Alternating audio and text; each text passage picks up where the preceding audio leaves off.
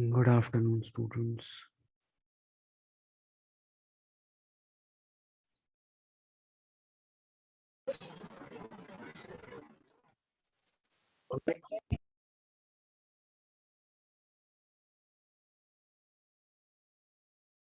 Good afternoon, everyone. Avishi, Saraswati, Anshika, Shri Joy, Satyendra, Kratarth,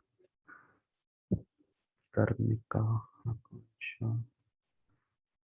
चलो ठीक है, start करते हैं। ठीक है, देखो अपना कहाँ तक हो गया था। We have read till electric dipole. Next topic that we will start today is electric flux. ठीक है, ओके। हाँ, everything is available Shri Joy, don't worry.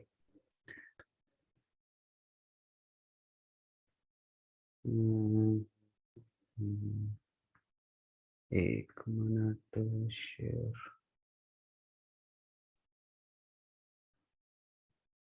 11th 12th।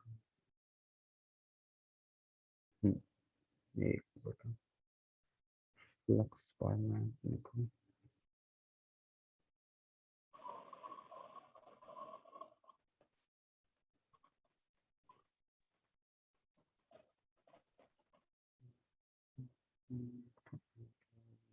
Distribution, washing, wash, हाँ, इलेक्ट्रिक फ्लक्स। ठीक है, चलो नाउ सी। 10th में शायद आपने मैग्नेटिक फ्लक्स पढ़ा होगा, ये शायद नहीं पढ़ा होगा, कोई बात नहीं, सिलेबस में नहीं था। अरे यार, पेन कहाँ चला जाता है, बड़ी दिक्कत है। हाँ, तो in class 10th you must have read about magnetic flux. नहीं पढ़ा तो कोई बात नहीं, देख लो यहाँ पे।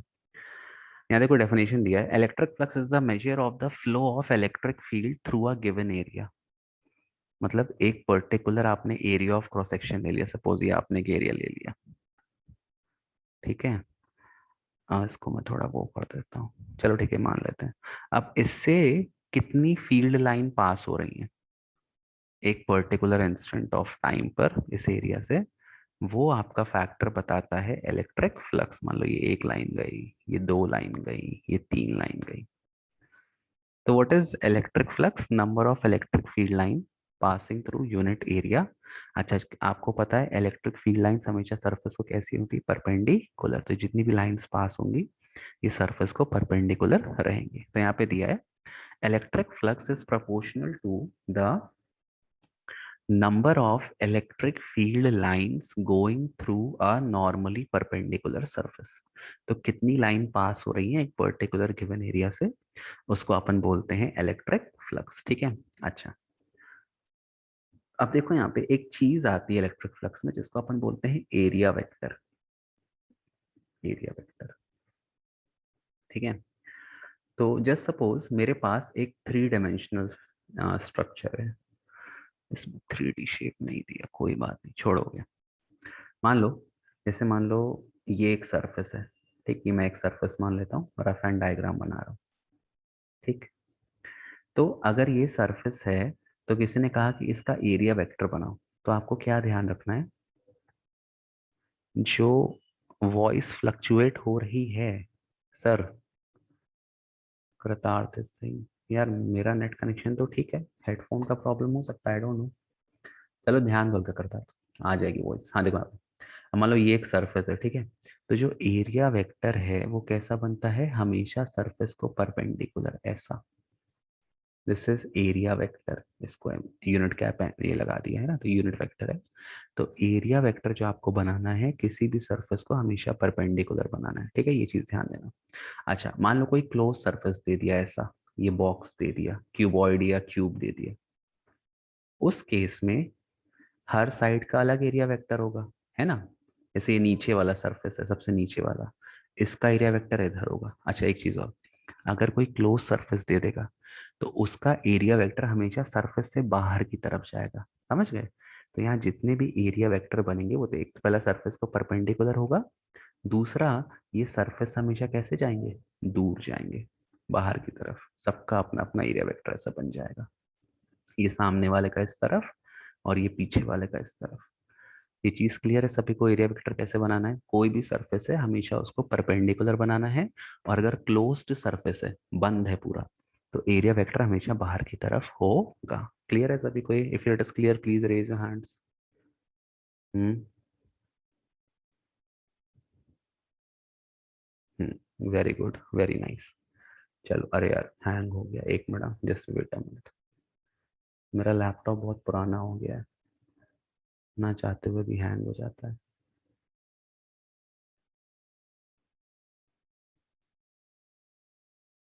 Sorry for that. एक मिनट लगेगा ना, ठीक हो जाएगा। Just wait, have a patience. चलो ठीक है, हो जा भाई, हो जा। अच्छा, ये हैंग होता है तो तुम लोग को क्या आवाज आती है मेरी? Can you hear me? और स्क्रीन भी शो करता है? क्योंकि यहाँ पे एक्सप्लोरर मेरा खोल गया एक्चुअली। समझ में नहीं आता। चलो ठीक है, कोई बात नहीं, हो रहा है, हो रहा है, बंद हो रहा है, बंद हो रहा है। हो जाएगा, बहुत जल्दी सही हो जाएगा। चलो ठीक, हो गया। गुड। देखो, तो ये हो गया एरिया वेक्टर। फिर आता है फ्लक्स का फॉर्मूला। इलेक्ट्रिक फ्लक्स को अपन फाई से डिनोट करते हैं, ये आपका ग्रीक सिंबल है। इसका फॉर्मूला होता है vector E dot vector A. Clear है फॉर्मूला? ई मतलब इलेक्ट्रिक फील्ड, और ए मतलब एरिया, और ऊपर वेक्टर लगाए मतलब एरिया वेक्टर का आपको डायरेक्शन लेना है। अच्छा, अब ये दो, ये जो आपका इलेक्ट्रिक फ्लक्स है, ये दो वेक्टर क्वांटिटीज का डॉट प्रोडक्ट है, और दो वेक्टर क्वांटिटीज का डॉट प्रोडक्ट क्या होता है? It is a scalar quantity. Okay, चलो, तो ये क्या हो जाएगा आपका formula? Flux will be equal to vector E into A cos theta. Clear है? तो इलेक्ट्रिक फ्लक्स क्या है? ये आपकी एक स्केलर, ये थीटा है बेटा, ठीक है, this is cos theta, sorry. अच्छा, अब ध्यान दो। अब यहाँ सबसे इंपॉर्टेंट है, यहाँ पे बहुत सारे बच्चे गलती करते हैं। जो एंगल ले, अगर मान लो फ्लक्स निकालने को आ गया, फील्ड दे दिया, एरिया दे दिया, बोला फ्लक्स निकालो, तो आपको जो एंगल लेना है फील्ड और एरिया के बीच, वो एरिया के बीच नहीं लेना, वो किसके बीच लेना है? वो आपको एरिया वेक्टर के बीच लेना है। तो वही मैंने कहा, जैसे मान लो ये सरफेस है, ठीक है, तो ये आपका सरफेस है ABCD। मैंने क्या बोला? Area vector is always normal to the surface. अब मान लो इलेक्ट्रिक फील्ड ऐसे निकल रही है, ऐसे, बिल्कुल ऐसा निकल रही है, परपेंडिकुलर टू इट, ये आपकी इलेक्ट्रिक फील्ड है।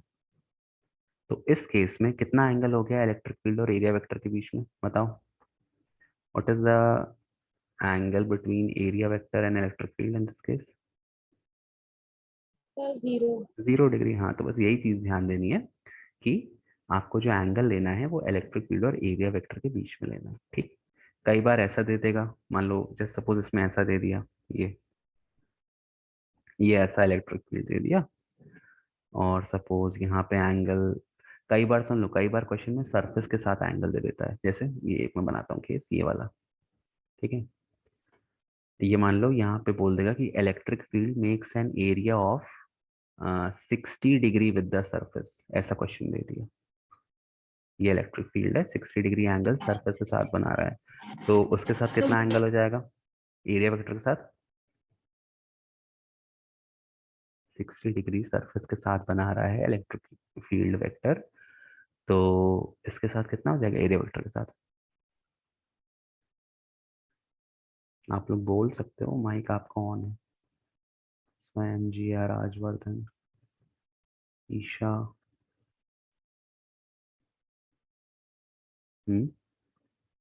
कितना एंगल होगा बेटा? 60 डिग्री एंगल बना, अच्छा चैट कर रहे हो, बोलोगे नहीं?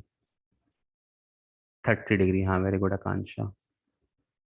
0 डिग्री, अच्छा पहले का आंसर 60 डिग्री सरफेस के साथ बना रहा है, तो एरिया वेक्टर ये सरफेस को परपेंडिकुलर हो जाएगा, पूरा एंगल 90 है, तो इन दोनों के बीच का एंगल कितना हो जाएगा? 30 डिग्री। तो this is one thing that we have to keep in mind, ठीक, बन जाएगा ये चीज। क्लियर है सभी को? If it is clear please raise your hands. Okay, कैसी क्वांटिटी है? अच्छा एक चीज और, कैसी क्वांटिटी है? It is a scalar quantity. फिर आप बात आई इसकी यूनिट क्या होती है, तो देखो यूनिट, इलेक्ट्रिक फील्ड की यूनिट क्या होती है? न्यूटन पर कूलम। और एरिया की यूनिट क्या होती है, मीटर स्क्वायर। तो फ्लक्स की यूनिट क्या हो गई, newton metre square coulomb inverse. फिर किसी ने कहा कि भैया इसका मुझे डायमेंशनल फॉर्मूला बता दो, तो डायमेंशनल फॉर्मूला क्या हो जाएगा, निकाल दो।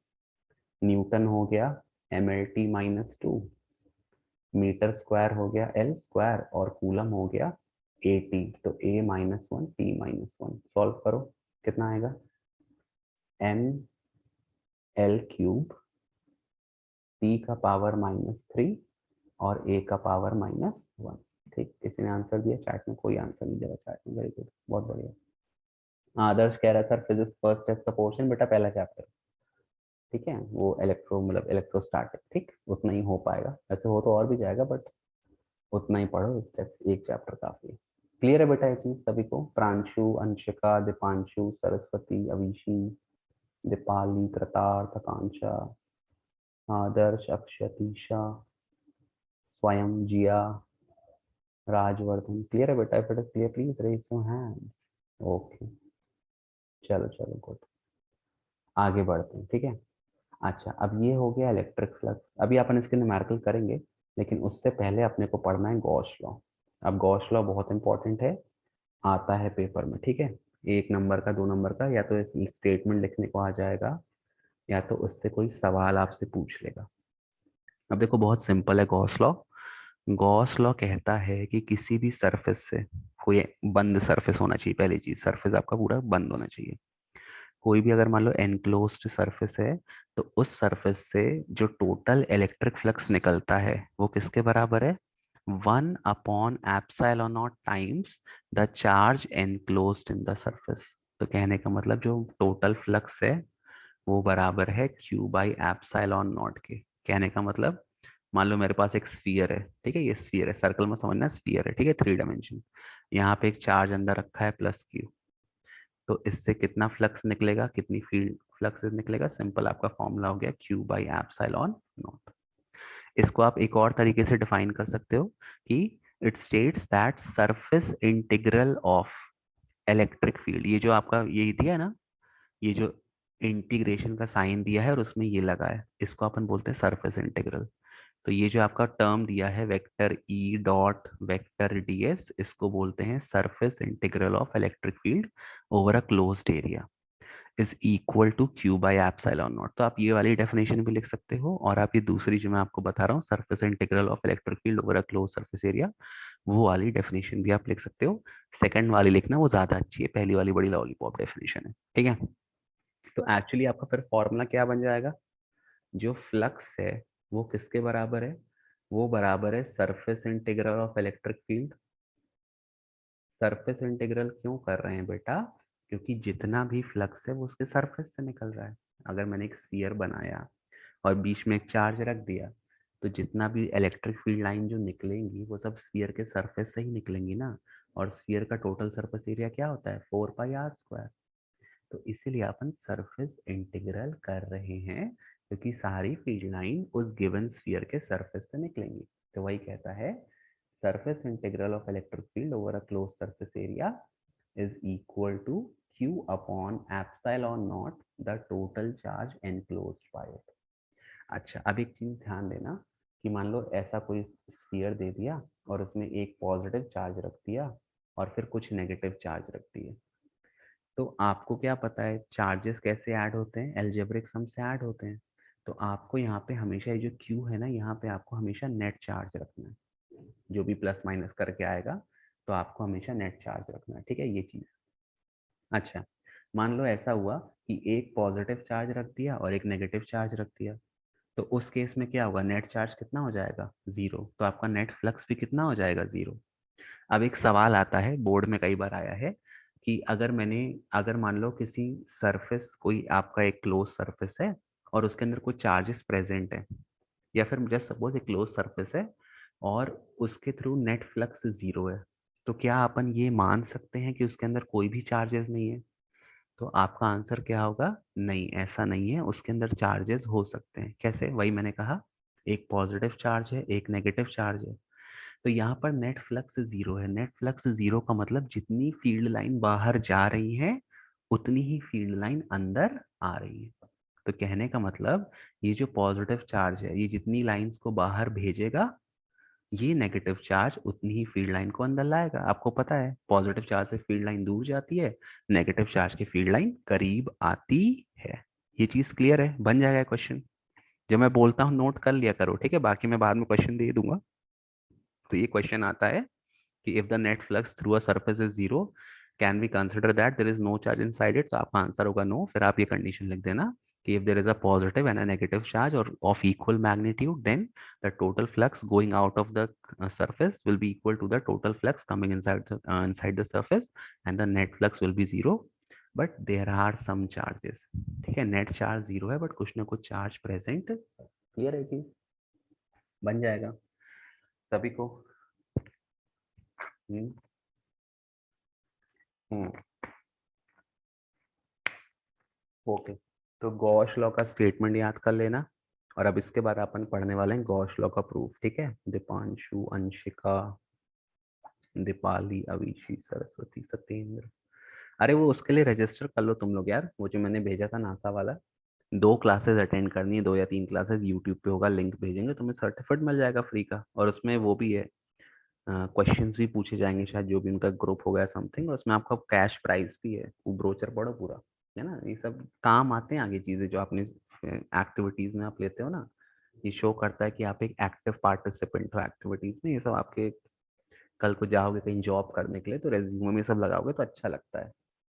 मेरा एक सीनियर था दीपक श्रीवास्तव, तो उसका जब रेज्यूमे बना था ना तो इतना मोटा रेज्यूमे था उसका। इतना मोटा मतलब उसके लिए जो फाइल फोल्डर आता ना वो उसका कम पड़ गया था। क्योंकि वो क्रिकेट में नेशनल था, फुटबॉल में नेशनल था, वॉलीबॉल में नेशनल था, और पढ़ाई में तो एक नंबर था ही। पता नहीं कितने उसके पास सर्टिफिकेट से ट्रॉफी से भरमार थी उसकी। और अभी वो इसरो में है, मंगलयान में उसने काम किया है, he is working in ISRO.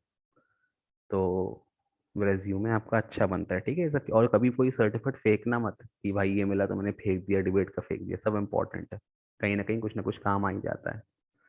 चलो ठीक है, ये सब तो बात की बातें, आपके ऊपर डिपेंड करता है, ठीक। हाँ, अब देखो नेक्स्ट अपने को करना है कि क्या करना है। हाँ, इलेक्ट्रिक फ्लक्स अपने को निकालना है या उसका डेरिवेशन करना है। ठीक, नेक्स्ट पेज कहाँ गया? अभी तो न्यूमेरिकल बाद में करेंगे, ठीक है। देखो यहाँ, तो इसमें आप हेडिंग डाल देना, derive the electric flux using Gauss law या प्रूव गॉस लॉ। डाल हेडिंग प्रूव गॉस लॉ, बस इतना डालो, प्रूव गॉस लॉ। ठीक, क्लियर है? गॉस लॉ लिख लिया। हाँ, तो देखो आपको प्रूफ क्या करना है, आपको ये प्रूफ करना है इसमें कि जो नेट फ्लक्स होगा वो कितना होगा, Q अपॉन एप्सिलॉन नॉट। आपको ये प्रूफ करना है, ठीक है। अब देखो थ्योरी में क्या दिया है, लेट अस कंसिडर, एक मिनट फुल स्क्रीन कर देता हूँ। Let's consider N hypothetical spherical surface having charge Q at its center। At every point of sphere the electric field is radial. Radial मतलब होता है बेटा फील्ड जो है वो परपेंडिकुलर है सरफेस को, hence making angle 0 degree with the area vector. ठीक, और आपने को ये भी यहाँ पे मान लेना कि let R is the radius of the sphere. ये जो स्फीयर है इसका रेडियस कितना है आर, ये लाइन आप ऐड कर लेना, यहाँ पे नहीं दिया, ठीक है। अब देखो, अब अपने को क्या करना है, एक वही बोला एक हाइपोथेटिकल सरफेस आपने मान लिया ना, एक बहुत छोटा आपको सरफेस मान लेना है। फिर आगे लिख लेना consider a small surface area DS.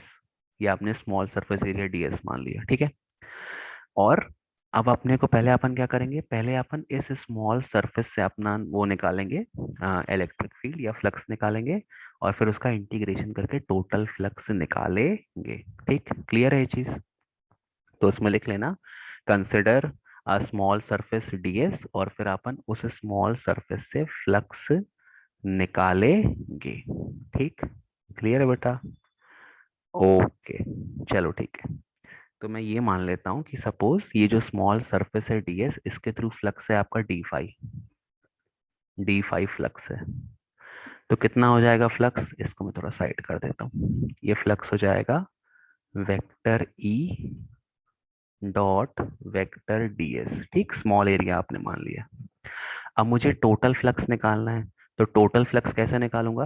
Total flux के लिए मैं क्या कर दूंगा, इसका सरफेस इंटीग्रेशन। तो टोटल फ्लक्स हो जाएगा इंटीग्रेशन ऑफ डी फाई, और यहाँ पर integration surface integral of vector E dot vector DS. इतना क्लियर है सभी को? If it is clear please raise your hands. ठीक, ये तो देखो वही 11th वाले सारे न्यूमेरिकल हैं कि छोटा सा वर्क डन मान लो, फिर टोटल निकालने के लिए उसको इंटीग्रेट कर दो, बस यहाँ वर्क डन छोड़ के यहाँ पे फ्लक्स दिया। ठीक। अच्छा, डी फाई का इंटीग्रल कितना आ जाएगा? डी फाई का इंटीग्रल आ जाएगा फाई इज इक्वल टू, अब मुझे इसका सरफेस इंटीग्रल करना है तो उसके पहले आप ये इसको ब्रेक कर दो। अच्छा, अब क्या है आपको पता कि ये जो इलेक्ट्रिक फील्ड है और जो एरिया वेक्टर है दोनों एक दूसरे को पैरेलल हैं, तो थीटा कितना हो जाएगा? 0। तो पहले इसका आप लिख दो, ये हो जाएगा E D S cos 0 degree. अरे आज मेरी राइटिंग खराब आ रही है, पता नहीं क्यों। Phi will be equal to surface integral of E into D S, है ना। कॉस 0 कितना हो जाएगा? 1। अब इलेक्ट्रिक फील्ड का फॉर्मूला पुट कर दो।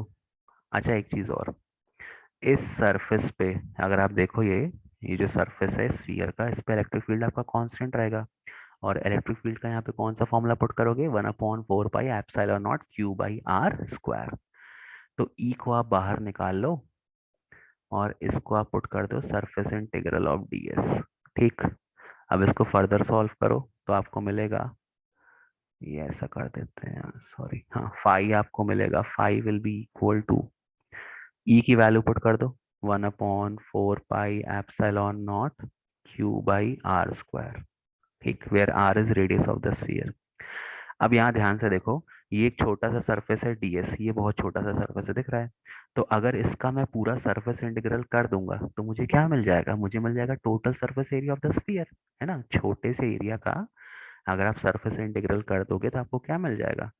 Total surface area of the sphere. तो यहाँ पे आप ब्रैकेट में साइड में लिख देना कि यहाँ पे थोड़ा समझाने के लिए, surface integral of the small area DS will give the total surface area of the sphere. तो ये जो इंटीग्रल ऑफ डीएस है, ये कितना आ जाएगा finally? Surface area of sphere कितना होता है? 4 पाई आर स्क्वायर कट गया, 4 पाई कट गया, आ गया आपका answer, net flux is Q upon epsilon not. जो मैंने बोला उसको साइड में लिख देना, ठीक है। चलो मैं ही लिख देता हूँ, एक minute. Surface integral of d s will be equal to area of sphere. Clear है सभी को बेटा? बन जाएगा। ये इम्पोर्टेंट है बोर्ड परीक्षा में, कई बार 5 नंबर या देखो 5 का आएगा तो 3 का डेरिवेशन, 2 का न्यूमेरिकल, या तो फिर 3 या 2 नंबर का आता है। ठीक है, सभी को बन जाएगा, रेज योर हैंड्स। बहुत सिंपल डेरिवेशन, एकदम लालीपाप डेरिवेशन है। इस चैप्टर में सारे डेरिवेशन इजी है, कोई टफ डेरिवेशन नहीं है। ठीक है। आयुषी, प्रसून, अवीशी, आकांक्षा, आकांक्षा, आकांक्षा, अक्षत, अंशिका। ठीक है, चलो आगे बढ़े। ठीक है, तो अब एक न्यूमेरिकल कर लेते हैं। ओके, जो इसका एनसीईआरटी का ही न्यूमेरिकल एग्जांपल है ये।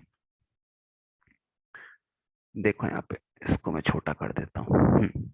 Consider a uniform electric field E, और ई की वैल्यू कितनी दी है? 3 × 10⁻³ अच्छा, ये यूनिट वेक्टर आई दिया है, आई दिया है, इसका मतलब जो इलेक्ट्रिक फील्ड है वो एक्स के अलोंग है। ठीक। What is flux of this field through a square of 10 centimetre on a side whose plane is parallel to yz plane।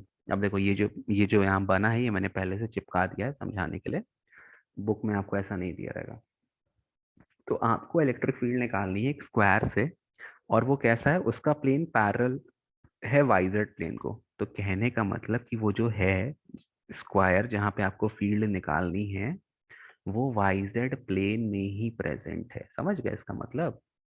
जिस स्क्वायर से आपको फील्ड निकालनी है वो वाइजेड को पैरेलल है, तो मतलब वो वाइजेड प्लेन में ही प्रेजेंट है ना। कोई चीज अगर मेरे को पैरेलल है, देख लो एक बार मेरे को, कोई चीज अगर मुझको पैरेलल है तो इसका मतलब वो मेरे सामने ही प्रेजेंट है ना, ऐसा। तो अगर कभी भी सवाल आए कि ये प्लेन है, ये इस प्लेन को पैरेलल है, तो कहने का मतलब कि वो उसी प्लेन में प्रेजेंट है। ओके, क्लियर है ये चीज सभी को? If it is clear please raise your hands. Okay okay, चलो ठीक है। यार दोबारा शेयर करना पड़ेगा। तो देखो ये आपका वो हो गया, सरफेस हो गया, ठीक है। इसको कुछ नाम दे दो, देने की वैसे जरूरत नहीं है बट फिर भी दे दो ABCD। ठीक, अब इसका साइड कितना दिया है, इसका साइड दिया है, स्क्वायर है ना 10 सेंटीमीटर। 10 सेंटीमीटर को पहला अपन क्या करेंगे, मीटर में कन्वर्ट करेंगे। तो 10/100 कितना हो जाएगा, 0.1 मीटर। आई थिंक ये सभी को क्लियर है। ठीक, अब क्या बोल रहा है, ये जो प्लेन है, अब देखो यहाँ ध्यान से, इलेक्ट्रिक फील्ड कहाँ पे है बेटा, आई के अलोंग, आई मतलब एक्स एक्सिस। तो कहने का मतलब इलेक्ट्रिक फील्ड इस तरफ है, ये मैं हाथ से बना रहा हूँ, ये आपकी इलेक्ट्रिक फील्ड है। और ये आपका सरफेस है, इसका एरिया वेक्टर भी तो ऐसा ही होगा। तो कहने का मतलब जो इलेक्ट्रिक फील्ड है और जो एरिया वेक्टर है, दोनों के बीच एंगल कितना हो गया, 0 डिग्री। क्लियर है, क्लियर है सभी को, प्लीज रेज योर हैंड्स। हाँ आप क्लियर है तो सॉल्व करके बताओ, लगा दो formula, electric flux is equal to E.ds। Cos theta 0 हो जाएगा, 0 1 हो जाएगा, ई की वैल्यू पुट कर दो, एरिया की वैल्यू पुट कर दो, तुम्हारा आंसर आ जाएगा। बताओ आंसर कितना आएगा, सॉल्व करो। अब मैं नहीं करूंगा यार, थक जाता हूँ। चलो दो, 30। कितना आया, 30। 30। हाँ तो मतलब बाकी लोग का भी आंसर आ जाए तो फिर अपन मान लेते हैं। और किसी का आया आंसर, अक्षत, दीपाली, ईशा, सरस्वती, आकांक्षा, राजवर्धन। राजवर्धन इज ऐसे 30 आ रहा है। ओके। हाँ यूनिट, अच्छा यूनिट लगाना मत भूलना, क्या यूनिट आएगी, न्यूटन मीटर स्क्वायर पर कूलम, ठीक है। पर कूलम। हाँ यूनिट लगाना मत भूलना। सभी को क्लियर है, वाला पार्ट बन जाएगा, कोई ऐसा जिसको नहीं बनेगा। आकांक्षा को भी बन गया, वाओ गुड। चलो ठीक है, अब देखो इसका नेक्स्ट पार्ट करते हैं। नेक्स्ट पार्ट कह रहा है, what is the flux through the same square if normal to its plane makes an angle 60 degree with the x axis. अब सेम स्क्वायर दिया है, ठीक है। अब मान लो ये स्क्वायर दिया है और कह रहा है उसके, उसका जो प्लेन है उससे एक मैंने नॉर्मल बनाई और वो नॉर्मल 60 डिग्री एंगल बनाता है एक्स एक्सिस से। तो आपको पता है, अगर कोई भी मान लो ये सरफेस है, जैसे सपोज ये सरफेस है, अगर आप उससे कुछ नॉर्मल ड्रॉ कर रहे हो तो मतलब वो क्या हो गया, वो उसका एरिया वेक्टर हो गया। इजंट इट, क्लियर है ये चीज। तो कहने का मतलब सवाल में ये कह रहा है कि जो एरिया वेक्टर है वो एक्स एक्सिस के साथ, अब देखो एक्स एक्सिस के अलॉन्ग कौन प्रेजेंट है, एक्स एक्सिस के अलॉन्ग प्रेजेंट है इलेक्ट्रिक फील्ड। तो कहने का मतलब यहाँ पे साफ साफ कह दिया कि जो एरिया वेक्टर है वो इलेक्ट्रिक फील्ड के साथ कितना एंगल बना रहा है, 60 डिग्री एंगल बना रहा है। तो क्वेश्चन बहुत आसान होते हैं, क्वेश्चन की लैंग्वेज को समझना है। कह रहा है नॉर्मल टू इट्स प्लेन, मतलब उसका area vector makes an angle 60 degree with the x axis. तो एक्स एक्सिस के अलॉन्ग क्या प्रेजेंट है बेटा, इलेक्ट्रिक फील्ड। तो कहने का मतलब एरिया वेक्टर और इलेक्ट्रिक फील्ड के बीच का एंगल 60 डिग्री है, बन जाएगा। तो अब फॉर्मूला आपका पूरा वही रहेगा, बस यहाँ पे कॉस का वैल्यू चेंज हो जाएगा ना, ई इंटू ए, यहाँ पे आ जाएगा कॉस 60। तो जो आपका पिछला आंसर आया है उसमें कॉस 60 मल्टीप्लाई कर दो, कितना आंसर आया, 15 न्यूटन मीटर स्क्वायर पर कूलम। हाँ 15 न्यूटन मीटर स्क्वायर पर कूलम, ठीक है। सभी को क्लियर है, कोई ऐसा जिसको क्लियर ना हो बता दो, शर्माने वाली कोई बात नहीं है ना। जिया ने हाथ उठा लिया अपना, ओके जिया वेरी गुड, क्लियर है बेटा। श्री जॉय, आकांक्षा, आदर्श, प्रांशु, स्वयं। स्वयं ने मुझे आज सुबह सुबह फोन किया था, आई वॉज स्लीपिंग स्वयं by that time. Avishi, Pratap, Deepanshu, सभी को क्लियर है, सबको बन जाएगा ये क्वेश्चन। अब देखो ये सब एनसीईआरटी के क्वेश्चन है और ये न्यूमेरिकल आया है कई बार, आप प्रीवियस ईयर पेपर देखना, मैं करवाऊंगा अभी प्रीवियस ईयर। तो ऐसे क्वेश्चन कई बार आए हैं, ठीक है। तो आई होप ये आपको क्लियर है, बन जाएगा। ओके, अब नेक्स्ट टॉपिक, चलो एक दो, अरे ये क्वेश्चन ऑलरेडी सॉल्व है, कोई बात नहीं, इसको मैं खींच लेता हूँ। देखो अब जो नेक्स्ट टॉपिक है फ्लक्स वाला एक क्वेश्चन कर लेते हैं, ठीक। देखो यहाँ पे ये क्वेश्चन दिया आपकी स्क्रीन पे, this is the question given on your screen. Figure shows 3-point charges plus 2q minus q plus 3q, full stop. Two charges plus 2q and minus q are enclosed within the surface S, what is electric field due to this configuration through the surface S? अच्छा, अब एक चीज ध्यान रखना, अगर एक close surface आपको दिया है तो इलेक्ट्रिक फ्लक्स केवल उन्हीं चार्जेस के कारण होगा जो सरफेस के अंदर है।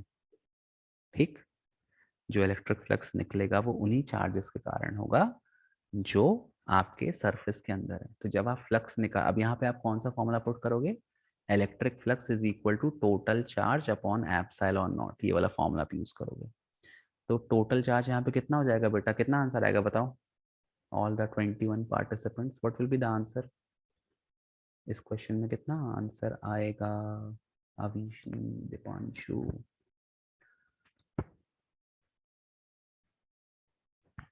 क्या आंसर आएगा?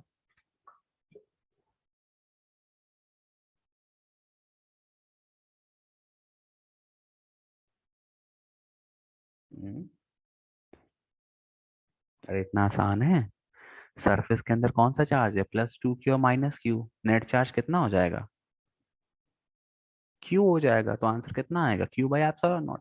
खत्म हो गया आंसर क्वेश्चन। ठीक है, क्लियर है?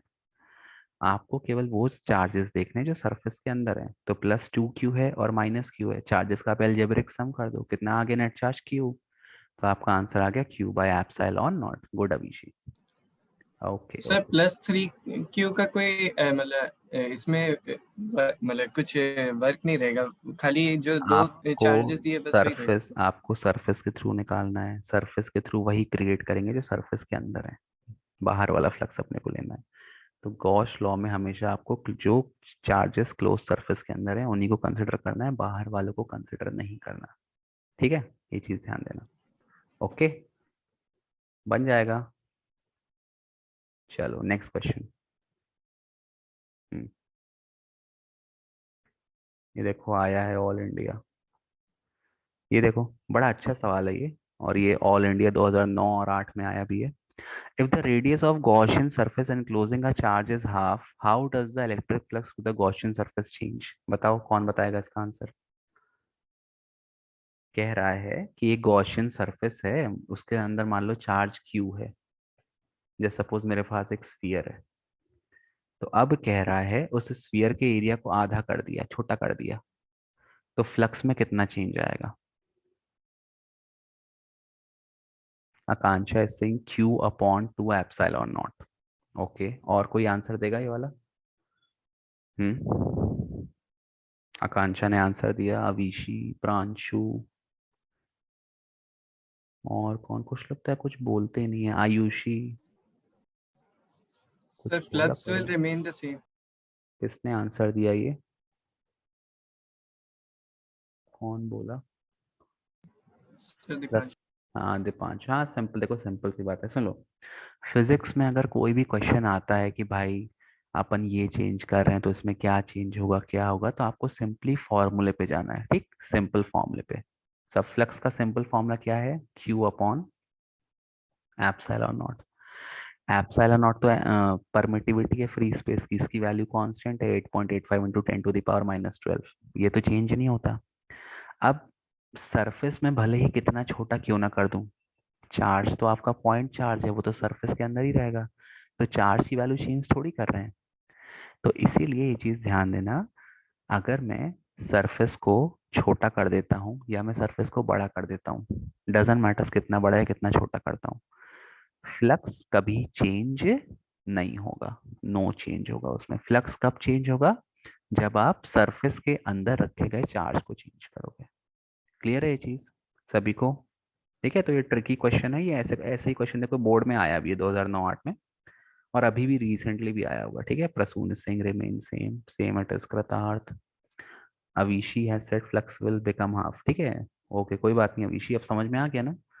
केवल आपको फॉर्मूले पे जाना है और उसके हिसाब से आपको सॉल्व करना है। कभी भी कोई भी, चाहे 11th का क्वेश्चन हो चाहे 12th का क्वेश्चन हो, हमेशा फॉर्मूले में जाओ, देखो कि क्या कुछ चेंज हो रहा है फॉर्मूले में पुट करने पर। अगर चेंज नहीं हो रहा मतलब कोई चेंज नहीं हो रहा। ठीक है, क्लियर है बेटा सभी को? आगे बढ़े।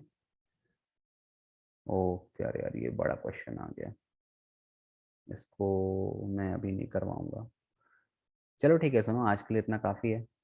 फिर कल अपन वाला क्योंकि वो उस क्वेश्चन में टाइम लगेगा, थोड़ा लंबा क्वेश्चन है, एनसीईआरटी का ही है, ठीक है, वो टेक्स्ट बुक या इन टेक्स्ट क्वेश्चन। आज के लिए इतना काफ़ी है। आज अपन इतना ही पढ़ते हैं, जो भी मैं पढ़ाया हूँ कॉपी में लिख लेना, सॉल्व कर लेना, बन जाएगा, कोई बड़ी बात नहीं है, ठीक है। और जो डाउट हो आप मेरे से पूछ लेना। ओके, क्लियर है। कल अपन सेम टाइम पे यस सर। स्टार्ट करेंगे, और टेस्ट में मैं व्हाट्सएप में भी डाल दूंगा, चैप्टर 1 आपका आएगा, ठीक। ओके, ओके चलो। और क्वेश्चन कर लेना, ठीक है, एनसीईआरटी वाले क्वेश्चन लगाते रहना, और नहीं बने अगर मान लो किसी को, तो मैंने यूट्यूब में पूरा बनाया है सारे ऑल द क्वेश्चंस के लेक्चर्स, मतलब वीडियोस, तो मैं वो भी शेयर करूंगा, ठीक है, आपके ग्रुप में। चलो ठीक है ना बेटा, फिर thank you sir. Okay, that's all okay for sir, thank you today. Sir. Thank you, bye bye. Thank you sir. हाँ, thank you immersive view. Thank you sir. Thank you sir. Thank you बेटा, चलो, thank you sir. Thank you Jiya, Anshika, Pranshu, TYSM। Okay, thank you बेटा, चलो चलो जाओ दूसरी class attend करो।